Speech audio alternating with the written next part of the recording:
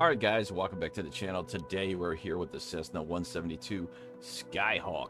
This aircraft's a pretty good one. This is the one they do in career mode with the cargo here that we're looking at. There's a couple different variants. I'm not sure what the G1000 this little thing is or means. If anybody knows, I have to look into that. But there's a couple different variants as you can see here. And we're just going to take up the basic one for the cargo. So if you go in here, actually, you know what? Let's take up this one and see what it is. I like this color here. There's a bunch of different options, as you can see. You got so many different colors and options of aircrafts. It's incredible how many different ones. This one's very pretty too. I like this color as well. Let's see here. Maybe we'll take this one. This one's very nice. So anyway, so the stats of this aircraft, let's go ahead and check that out. It doesn't show anything here, right? Or, oh, here's some perimeters here. So we have a cruising speed of 124 knots, max banner limit. Oh, it's a banner aircraft? 63 knots, okay. That's what this is. It's probably for a career mode. Fuel is 24.50 liters per hour. Of course, max altitude. Thanks, Microsoft Flight Simulator, for letting us know. 12,999 and range is 640. That's for the stats of the game. As far as real life, the wingspan, it says, the length of this aircraft is 27 feet and 2 inches. Height is 8 feet 11 inches. Wingspan is 36 feet and 1 inch. Wing area is 174 square feet. Max ramp weight is 2,558 pounds. Max takeoff weight is 2,550 pounds. Max landing weight is 2,550 again. Basic empty weight is 1,680. And fuel weight, you can use up to 318 pounds of fuel here. Fuel volume, 53 gallons. Performance at cruise is 124 or 230 kilometers. Max range 640.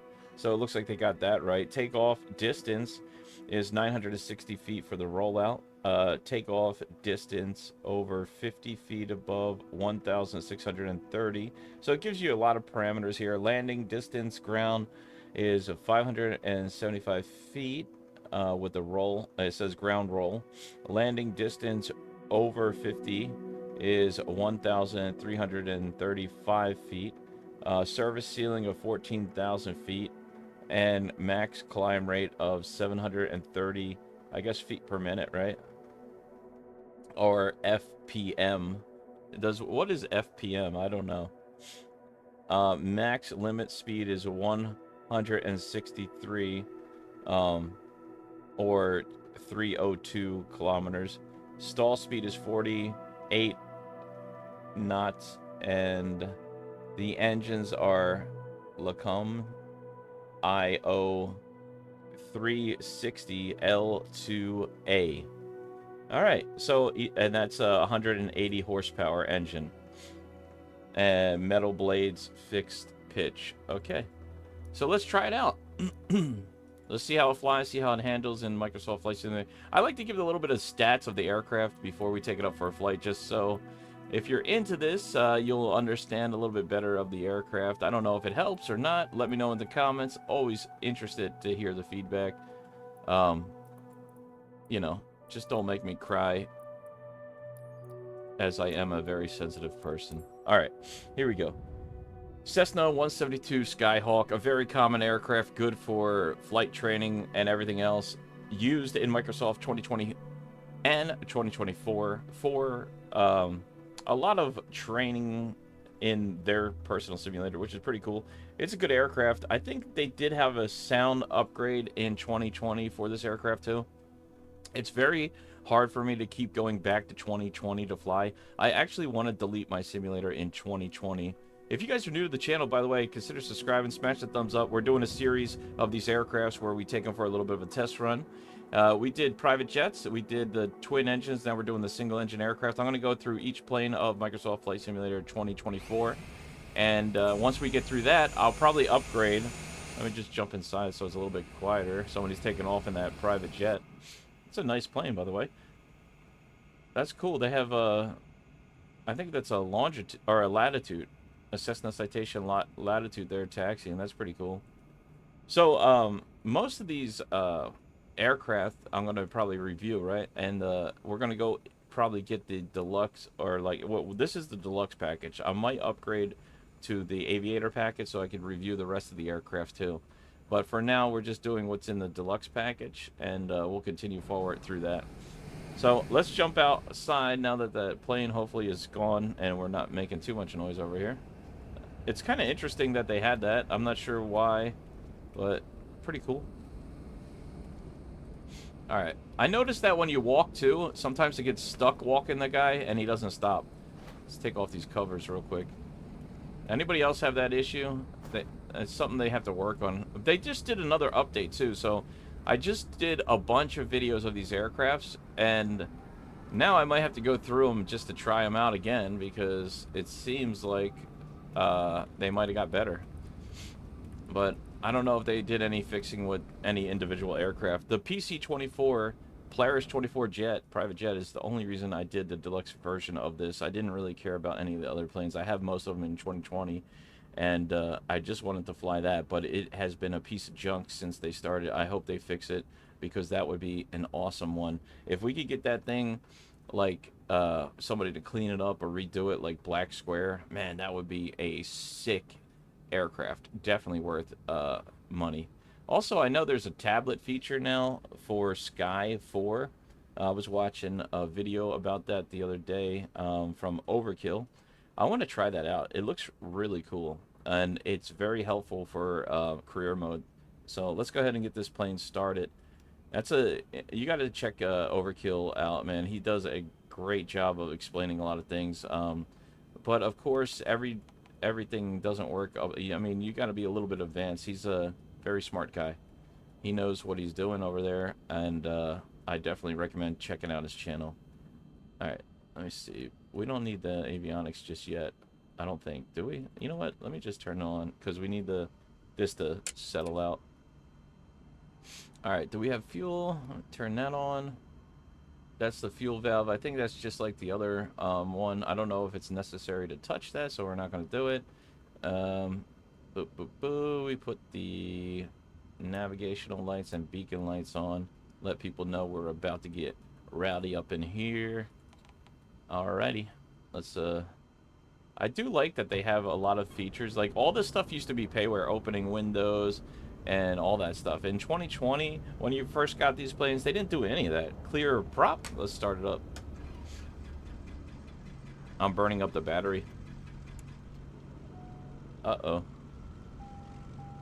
Oh, I forgot to put the mixture in. This doesn't look like it has a propeller feature. It just has the mixture here, which is pretty cool.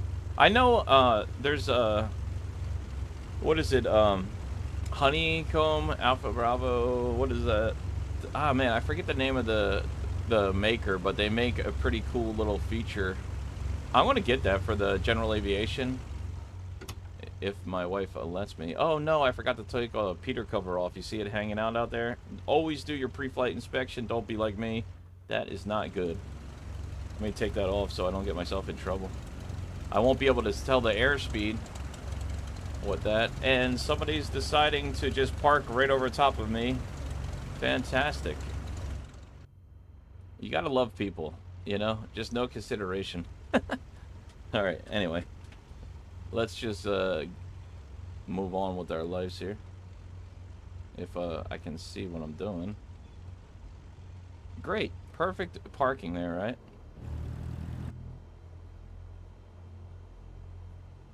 Control. That's... What a butthole.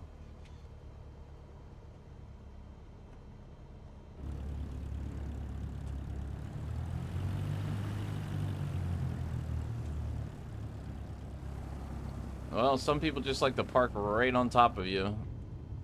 I don't know why that does that. Is that like a feed? I wonder what that is. Like if somebody is feeding the aircrafts in. Let me turn the strobes on here. It's very good ground handling. The sounds are not the best, but hey, we'll take it. Look at that, private jet. That's cool. Where the heck is all these aircrafts coming from, I wonder? Like, is that injections from the simulator itself? Is that the update? What's going on here? I did notice the roll of the aircrafts now. It does tilt back and forth a little bit more than it did before, which is nice for ground handling. Everything seems to be working better. I'm just gonna taxi down here, take off, try this out. This is a pretty basic. I'm sure you guys have seen this many a times. Also, you know what I noticed? Like before, when you start any aircraft, the trim would never be at 0. It would be at like -32 or whatever. It would be very hard to fly the aircrafts. These, with the updates, seem to have fixed that. So now it starts at 0 trim, and you can go from 0 trim to wherever you like, which is nice. Because before, you used to, if you forget to trim your aircraft, you would be like, why is this at 33? And then you have to trim it or whatever, and then you have an issue. So we're just going to bypass that little plane there like it doesn't exist and continue on because we have things to do. All right. That's a glider anyway. I mean, come on. He's got to get towed out, so maybe that's what that other thing is. All right, let's go ahead and take off here. Keep it in the green here.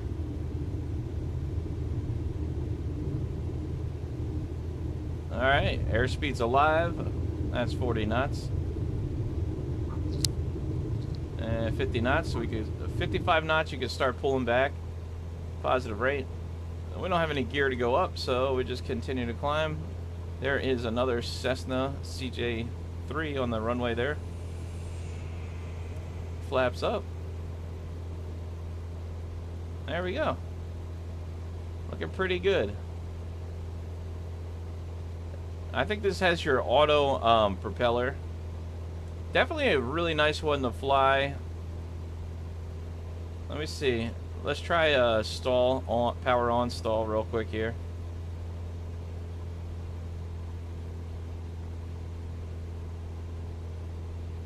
$20 degrees here.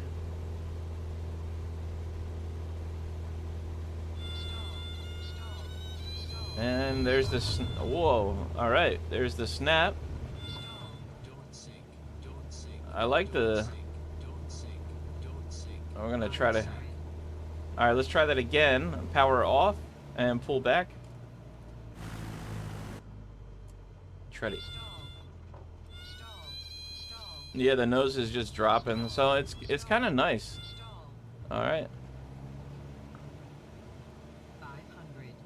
That's a little close for comfort, but very easy to recover. This is a beautiful aircraft to fly, though. I like the way the ground rollout is, too, with these aircrafts. So when you are flying and you're landing, I mean, the ground rollout is a lot better. So, like, what I mean by that is when you are landing, it feels like a realistic airspeed on landing versus before. When you used to land the aircraft, it would be like super slow or super slow to take off. With this new one, it seems to have more accuracy and smoothness on takeoff and landing, which is mostly the most important part of flight. You know, the regular flights are just kind of up in the air and you're doing whatever you're doing, nothing too crazy. But when you're landing or taking off, it's probably one of the more important things about flight simming, right? Like, that's what I mostly enjoy, is the takeoff or the landing. The landing mostly, I would say landing number 1 in my book, takeoff number 2, and the rest of the flight is enjoyable to its own experience, but landing definitely number 1. So if you could get a good decent landing and it feels like an actual aircraft, that is what makes my day. That's what puts a smile on my face. That's what the whole simulation's about for me personally. A nice landing. It took me a long time to learn how to fly these planes, and I'm still not the best at it, but I do have over 1,000 hours in 2020, which now that I have this, I think I have about 230 hours of flight time in the new simulator. However, I think I have to check my hours so I don't lie to you guys, but I noticed that it's a lot more challenging to land in this. The wind affects it, the time affects it. It's better in this simulator than it is in 2020. And as you fly in 2024, you will not want to go back to 2020. I know a lot of people complained about 2024 and, oh, it's not good. Da, da, da. Yeah, it's true. But the basics of it is amazing. It's always been really good, a lot better than 2020. And of course, when we started out with 2020, it wasn't the best either. So keep that in mind. 2024 is a very, very good simulator, and it's a lot of fun, and it seems to be working a lot better than 2020. Like I said, you don't notice it if you fly on 2020 until you come over to 2024 and you start trying it, and then you start realizing, wow, I was missing this my whole life. Those little marker lights on the runway here, I actually bought that as a package for like $5 so I could see the little marker lights on the side of the runway. Those little lights there that stick up out of the ground. I thought that would be a cool feature, and also ground markings of the runways. Just a little thing that I decided to purchase just to kind of make the simulator more immersive, and I did a light package. So if you're wondering why those are there and not in your simulator, it's just because I purchased it. That's all. Nothing crazy. Alright, relatively cheap too. I think these little cheap fixes of the airport sometimes helps the immersion of the aircraft too. Alright, let's turn that off. So this is your Cessna Citation, excuse me. I'm thinking of that plane that took off. This is Cessna 172, and it's a beautiful aircraft. A lot of fun to fly, handles great. Definitely recommend this one if you guys want a good, fun aircraft to fly. This may be the one, especially you're going to learn you have the G1000s in it, so a good package. I would have liked to get this whole setup outside the cockpit, because that would be a lot of fun, especially if you start doing general aviation flights to do flight planning, you know. Anyway, let me know what your thoughts are of this beautiful aircraft here. It is a lot of fun, very useful, and it does work very well. Good job to the developers on this one. And if you guys want, consider subscribing to the channel. Thank you guys so much for watching. I'll see you in the next one. Bye now.